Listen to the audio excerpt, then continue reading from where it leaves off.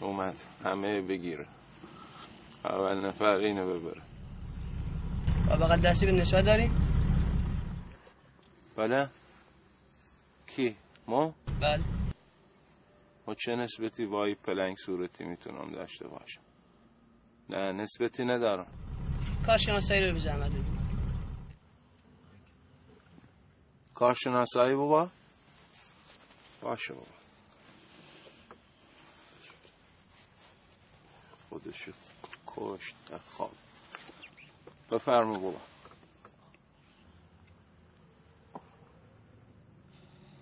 شده؟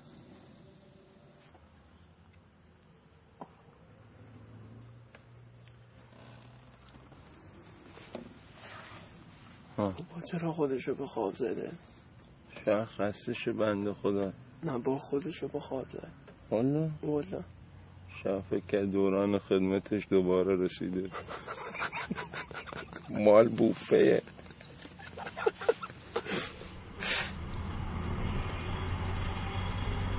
برا سلامتی آقای راننده صلوات. سلام محمد و آل محمد. یه موقعی صلوات خوشحالی هم میاره. ها والا خوشحالی میاره. حالا دیگه به ما میگی پلنگ صورتی ها؟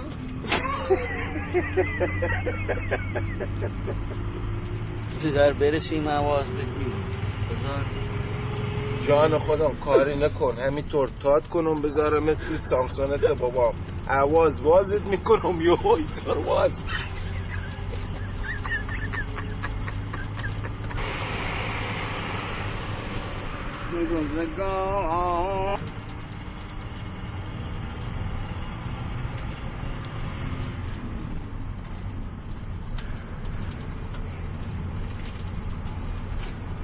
او سیگار میاد.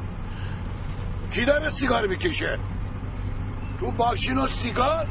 کدام سیگار؟ چی سیگار کشیده؟ چرا تهمت میزنی آمون؟ خودم دیدم حالا انداختیش پای خاموشیش کردی. بوش مشخصه هنوز هنوز دودش میاد ما سیگار انداخته. راست میگه. باید دروغ میگی تو، ما خودمون دیدیم اینجا سیگار خاموش کردی. لا اله الا الله. به تو چه اصلا تا حالا به ما گیر دادی خب؟ مگه نمیبینی مردم میگن سیگار نکه؟ خفشون کردی خب. سیگار تا خاموش که دیگه. مردم مگه تو وکیل نیستی مردم خب. دستت بده. میزنمت که سرت به نفس چای